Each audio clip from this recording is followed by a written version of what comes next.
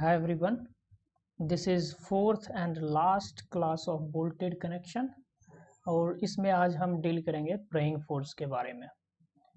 Praying force के बारे में देखना शुरू करते हैं कि ये प्रेइंग फोर्स क्या है। इस फिगर में हम देखते हैं, ये लेफ्ट हैंड साइड वाले फिगर में, कि ये जो कनेक्शन दिया हुआ है हमें, ये अभी इस इंस्टेंट पे हम मानते हैं कि ये कनेक्शन जो है वो रिजिड कनेक्शन है। Rigid connection means connecting plate भी रिजिड है।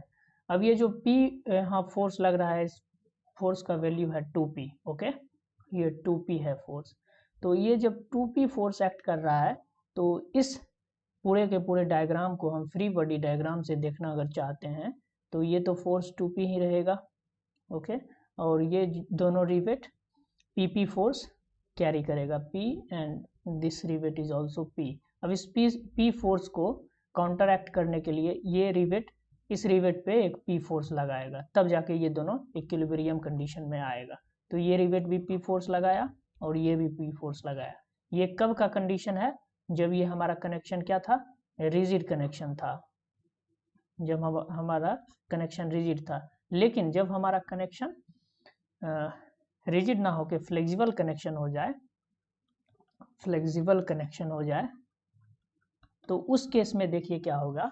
उस केस में जब यहाँ फोर्स 2P लगाएंगे और ये जो मेंबर है फ्लेक्सिबिलिटी के कारण ये बेंड कर गया, और ये बेंड करके ये कुछ इस प्रकार का आर्क वाला शेप ले लिया है।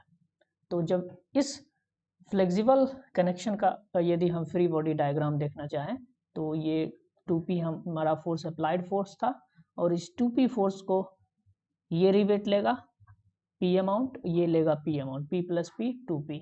ओके, अब इस दोनों फोर्स को बैलेंस करने के लिए ये रिवेट लगाएगा फोर्स P अमाउंट का, और ये लगाएगा P अमाउंट का। ओके, यहाँ तक तो ठीक है। चलिए, यहाँ तक तो ठीक है।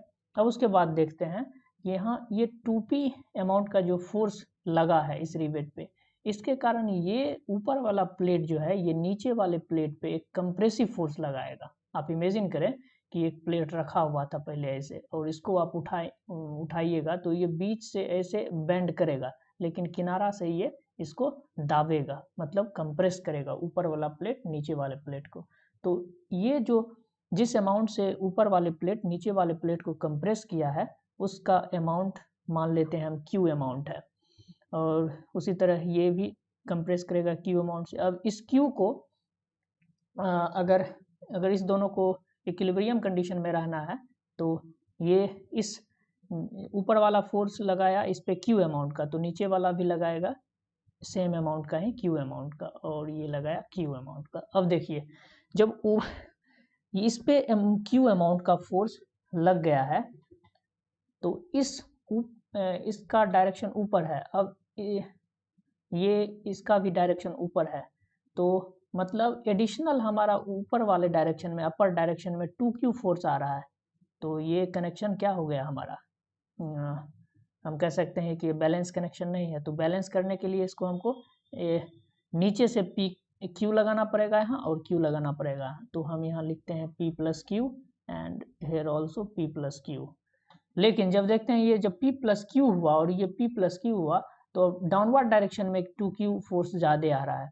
तो इस 2Q फोर्स को बैलेंस करने के लिए ये इस रिवेट पे एडिशनल फोर्स लगाते हैं Q, और इस रिवेट पे भी एडिशनल फोर्स लगाते हैं Q। तो जो ये एडिशनल फोर्स आ रहा है due to the flexibility of connection, उसी को कहते हैं प्राइंग फोर्स। तो इसके डिफिनीशन में हम देखते हैं, प्राइंग फोर्स के डिफिनीशन को हम देखना शुरू करते हैं यहाँ से, कि इसके डिफिनीशन को हम यहाँ से देखना शुरू करते हैं। Prying force due to the flexibility of connection that is connected part when the bolt is subjected to direct tension. जब वहाँ बोल्ट में डायरेक्ट टेंशन लग रहा है, तो bolt develops additional forces called playing forces. Praying forces, additional force जो bolt develop किया है, यहाँ पे एडिशनल फोर्स जो Q डेवलप किया है बोल्ट, इसी को फोर्स Q को कहते हैं हम लोग प्रेइंग फोर्सेस। ओके, तो ये था हमारा प्राइंग फोर्सेस। अब इस प्राइंग फोर्स का क्या इफेक्ट है? तो ये effect of prying force is to increase the tensile force in the bolt. Obvious है कि यहाँ देख सकते हैं हम कि यहाँ टेंसाइल स्ट्रेंथ पहले P था, अब इस Q से बढ़ गया है टेंसाइल स्ट्रेंथ। तो इस प्राइंग फोर्स के कारण जो है टेंसाइल फोर्स बोल्ट का इंक्रीज हो जाता है। Increase the tensile strength of the bolt, increase the tensile force in the bolt, bolt का टेंसाइल स्ट्रेंथ बढ़ जाता है। अब बात आती है, ठीक है टेंसाइल फोर्स बढ़ जाता है तो इसको हम काउंटरएक्ट कैसे कर सकते हैं, मीन्स अवॉइड कैसे कर सकते हैं। तो नंबर ऑफ बोल्ट्स जो है उसका संख्या बढ़ा के, number of bolts should be increase, number of जितना बोल्ट है उसको इंक्रीज कर देंगे। अगर यहाँ बात करें हम यहाँ 1 नंबर बोल्ट था तो इसमें 2 बोल्ट लगा देंगे या 3 बोल्ट लगा देंगे एक साइड में, तब इस प्राइंग फोर्स को हम काउंटरएक्ट कर सकते हैं, कम कर सकते हैं, अवॉइड कर सकते हैं। या तो thickness of the connecting member is increase, या तो एक बात और कर सकते हैं कि थिकनेस ऑफ जो कनेक्टिंग मेंबर है उसको इंक्रीज कर दे। तो ये था हमारा पूरा का पूरा प्राइंग फोर्स का कंसेप्ट। ये कभी कभी पूछ सकता है ऑब्जेक्टिव पॉइंट ऑफ व्यू से भी और SSC JEE पेपर 2 या मेंस पॉइंट ऑफ व्यू से भी। ओके, अब बात करते हैं यहाँ से design strength of the plate. अब प्लेट का डिजाइन स्ट्रेंथ देखते हैं। तो पहले तो देखते हैं कि उसको स्ट्रेंथ निकालने से पहले कि वो किस किस मोड में फेल करता है। तो वो फेल कर सकता है शियरिंग ऑफ द प्लेट में, शियर हो सकता है प्लेट का, या यील्ड हो सकता है, यील्डिंग ऑफ द प्लेट, या उस प्लेट का रप्चर हो सकता है, या ब्लॉक शियर फेल्यूर हो सकता है। अब एक एक करके बात करते हैं कि ये क्या कहता है। Number first, shearing of the plate. अब शियरिंग को जो अवॉइड कर सकते हैं हम, वो कर सकते हैं 2 तरीके से। जो कोड हमारा प्रोवाइड किया है मिनिमम एज और मिनिमम एंड डिस्टेंस, उसको हम लोग सेटिस्फाई करवा देंगे अगर, तब ये shearing failure of the plate जो है वो अवॉइड हो जाएगा। Now number 2 is the yielding of the plate. अब यील्डिंग ऑफ द प्लेट जो होगा ये बेस्ड है ग्रॉस सेक्शन यील्डिंग पे, मतलब टोटल सेक्शन पे बेस्ड है, total area of the section पे बेस्ड है। It is based on the gross section yielding. अब इसको और थोड़ा डिटेल्ड में अगर हम बात करें तो ग्रॉस सेक्शन यील्डिंग को यहाँ से हम डिटेल्ड में अगर बात करना चाहें तो यहाँ से लिख सकते हैं हम design tensile strength in gross yielding, design tensile strength in gross yielding TZD will be equal to FY yield strength into AZ gross area divided by the gamma m naught। Okay, तो ये हमारा हो जाएगा design tensile strength इन gross yielding. Okay, अब यहाँ से एक एक करके बात कर लेते हैं कि TDG हमारा है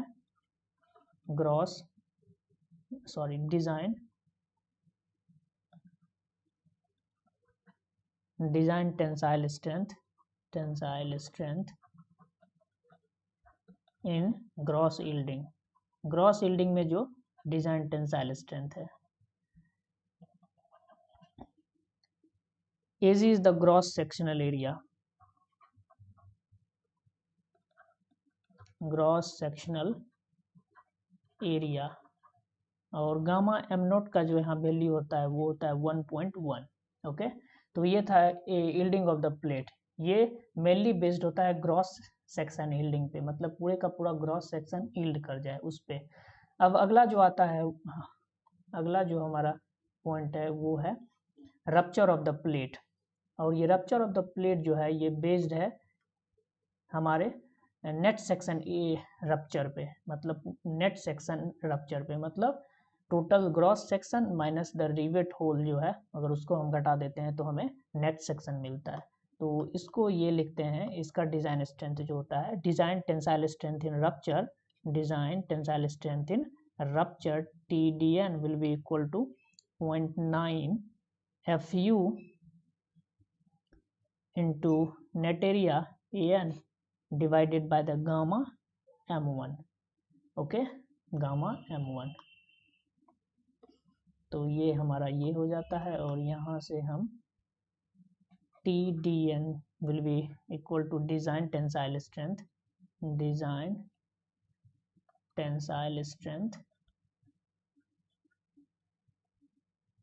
in rupture।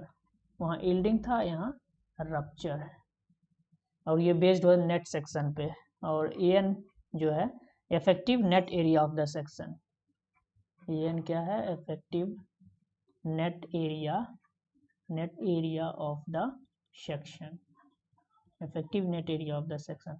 और यहाँ गामा m1 का जो वैल्यू होता है वो 1.25 और वहाँ गामा m0 का वैल्यू 1.1 था। तो ये था रप्चर ऑफ द प्लेट जो कि नेट सेक्शन पे डिपेंड करता है। अब बात करते हैं कि यहाँ नेट सेक्शन हम लोग कैसे फाइंड आउट करेंगे। तो ये हमारा फर्स्ट केस है chain riveting, net section AN for the chain bolting. Chain bolting के लिए हम लोग कैसे नेट सेक्शन फाइंड आउट करेंगे। तो यहाँ हम देखते हैं कि ये जो कनेक्टिंग प्लेट है इसका विड्थ B है and thickness of this plate will be equal to T। Okay, तो यहाँ से हम नेट सेक्शन लिख सकते हैं AN will be equal to, ये तो पूरे के पूरे विड्थ लिखते हैं विड्थ, और ये जो नेट सेक्शन निकाल रहे हैं हम सेक्शन XX पे निकाल रहे हैं, ये जो सेक्शन है XX इस पे निकाल रहे हैं। तो B माइनस, अब यहाँ रिवेट की संख्या कितनी है 3 into G nought gross dia, okay, into the thickness. तो हम कुछ इस प्रकार से नेट सेक्शन निकाल सकते हैं फॉर चेन बोल्टिंग के लिए।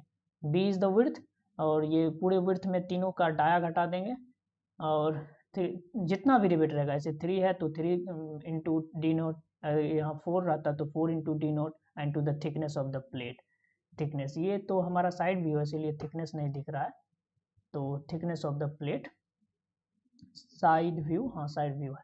ओके, अब बढ़ते हैं कि net section area for staggered bolting के लिए कैसे निकालेंगे। ये यहाँ से इम्पोर्टेंट हो जाता है हमारा, नेट सेक्शन, यहाँ स्टैगर्ड बोल्टिंग के लिए नेट सेक्शन इम्पोर्टेंट हो जाता है। तो इसे हम बड़ी बारीकी से देखते हैं कि ये कैसे निकाल सकते हैं। अब यहाँ से हम नेमिंग करना शुरू करते हैं। ओके,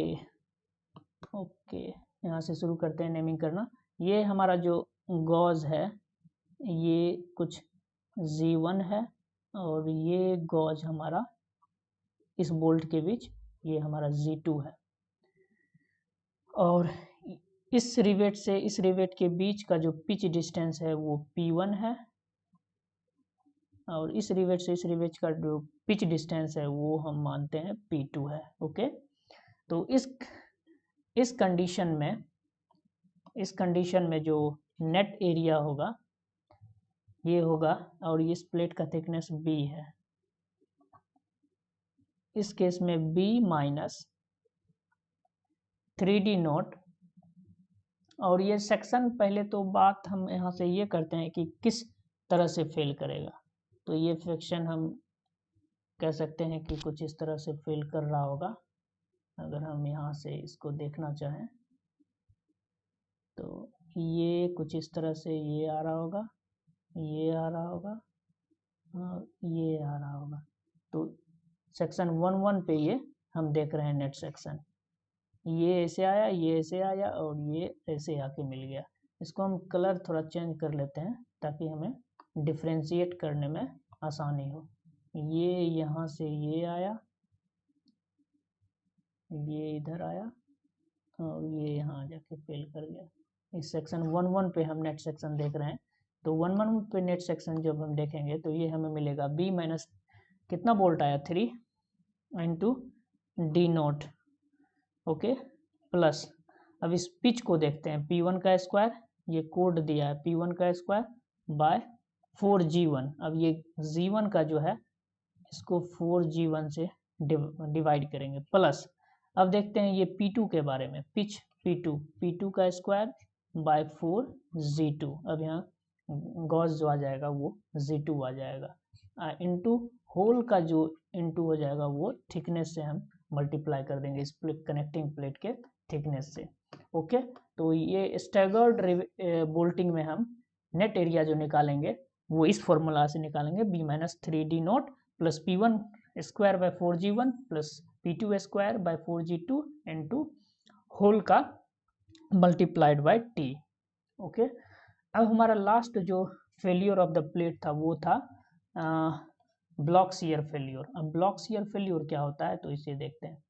पहले तो डिफिनेशन देखते हैं कि ये डिफिनेशन क्या कर रहा है। When the block of the material within the bolted area, जब बोल्टेड एरिया में कोई एक खास block bolted area breaks away from the reminder section, breaks away यहाँ इंपॉर्टेंट है, मतलब बोल्टेड एरिया जो है वो ब्रेकिंग अवे हो जाता है, उसका ब्रेक्स अवे हो जाता है, जिस पॉइंट पे उसको हम बोल्टिंग किए हैं वो पूरे का पूरा जो मटेरियल है वो ब्रेकिंग अवे हो जाता है रिमेनिंग मटेरियल से from the reminder of the section, the failure is known as the block shear failure. तब उस फेल्योर को कहेंगे हम ब्लॉक शियर फेल्योर। और जो ब्लॉक शियर फेल्योर होता है occurs along the path involving tension on one plane, हमेशा एक प्लेन पे टेंशन होगा और दूसरे प्लेन पे परपेंडिकुलर प्लेन पे शियर होगा। एक प्लेन पे टेंशन और दूसरे परपेंडिकुलर प्लेन पे शियर होगा। अब ये कैसे परपेंडिकुलर प्लेन पे शियर होता है और टेंशन होता है, इसको हम इस फिगर से आसानी से देख सकते हैं। अब ये हम इस फिगर को देखते हैं। सबसे पहले ब्लॉक शियर फेल्योर का दो टाइप हो सकता है। Number 1 shear yielding and tension rupture. अब शियर यील्डिंग का मतलब क्या है कि ये हमारा शियर प्लेन है और शियर का यील्डिंग होगा, मतलब पूरे का पूरा इसका ग्रॉस डाया इसमें आ जाएगा। और टेंशन का रप्चर होगा तो रप्चर में हम देख चुके हैं कि इसमें रप्चर में नेट एरिया आता है, तो ये रिवेट के मिड से पास करेगा। तो ये हमारा इस केस में शियर प्लेन हो गया और इसके परपेंडिकुलर एक टेंशन प्लेन हो गया ये। ओके, और ये पूरा का पूरा एरिया जो है वो ब्रेक अवे हो जाएगा। ये पूरा का पूरा इसी एरिया को कहते हैं, ये टूट के बाहर आ जाएगा, इसी को कहते हैं rupture block shear failure, sorry block shear failure. और इस केस में हम देखते हैं, इसमें देखिए ये शियर प्लेन जो था वो यील्डिंग हो रहा था शियर प्लेन का, क्योंकि इसे पूरे का पूरा रिवेट इसमें आ रहा था। अब यहाँ देखिए शियर का रप्चर हो रहा है, मतलब पूरे रिवेट को ये कवर नहीं कर रहा है, रिवेट के या बोल्ट के मिड सेक्शन से ये पास कर रहा है। सॉरी बार बार रिवेट बोल दे रहा हूँ, यहाँ बोल्ट होगा, बोल्ट के मिड सेक्शन से ये पास कर रहा है। ओके, तो इसीलिए ये शियर का रप्चर हो जाएगा। और ये शियर प्लेन का यहाँ रप्चर हो रहा था और यहाँ शियर प्लेन का यील्डिंग हो रहा था, क्योंकि ये पूरा का पूरा बोल्ट को कवर कर रहा था, लेकिन यहाँ सिर्फ आधा बोल्ट को कवर कर रहा है। और यहाँ ये जो परपेंडिकुलर दूसरा टेंशन प्लेन है इसका यहाँ पे यील्डिंग हो रहा है, क्योंकि ये इसके पूरे एरिया को कवर कर रहा है। तो इसका दो टाइप होता है। नंबर 1 टाइप जो है वो shear yielding and tension rupture और दूसरा shear rupture and tension yielding. Okay, तो ये था हमारा पूरा का पूरा दो टाइप की ब्लॉक शियर फेल्योर कैसे होता है। अब यहाँ से एक छोटा सा फॉर्मूला है इसके स्ट्रेंथ को निकालने के लिए। तो यहाँ से देखना शुरू करते हैं कि TDB जो स्ट्रेंथ है, design tensile strength in bolt, वो minimum of FY into AVG gross area by √3 into gamma M naught. अब गामा एम नोट का वैल्यू हम देख चुके हैं 1.1 और यहाँ से 0.9 FU, इस सब को देख चुके हैं। FU क्या है, FY क्या है, ऊपर हम देख चुके हैं ETN बाय गामा M1। उसी तरह से इस दोनों में से जो मिनिमम आएगा वो हमारा design tensile strength in bolt हो जाएगा। और गामा एम नोट का वैल्यू यहाँ से 1 है और गामा M1 का वैल्यू 1.1 है। तो ये था हमारा बोल्टेड कनेक्शन का पार्ट 4, जिसमें कि हम आज बोल्टेड कनेक्शन को पूरा कवर कर चुके हैं। आई होप कि आपको बोल्टेड कनेक्शन में कोई भी प्रॉब्लम नहीं होगा। अब जो हम बोल्टेड कनेक्शन में देखेंगे वो न्यूमेरिकल पॉइंट ऑफ व्यू से देख लेंगे। SSC JEE के पेपर 2 या मेंस पेपर की अगर बात करें तो उसमें कौन कौन से न्यूमेरिकल बोल्टेड कनेक्शन से, रिवेटेड कनेक्शन से पूछ सकता है उसके बारे में। और इसके बाद हम शुरू करेंगे वेल्डिंग के बारे में। रिवेटिंग खत्म हो गया, बोल्टिंग खत्म हो गया, अब वेल्डिंग के बारे में शुरू करेंगे और वेल्डिंग को भी सही से देखेंगे। ओके, आई होप कि आपको ये लेक्चर समझ में आया होगा। यदि समझ में आया है तो आप इस लेक्चर को लाइक कर सकते हैं और इस वीडियो को अपने फ्रेंड के साथ शेयर कर सकते हैं। Thank you for watching the video.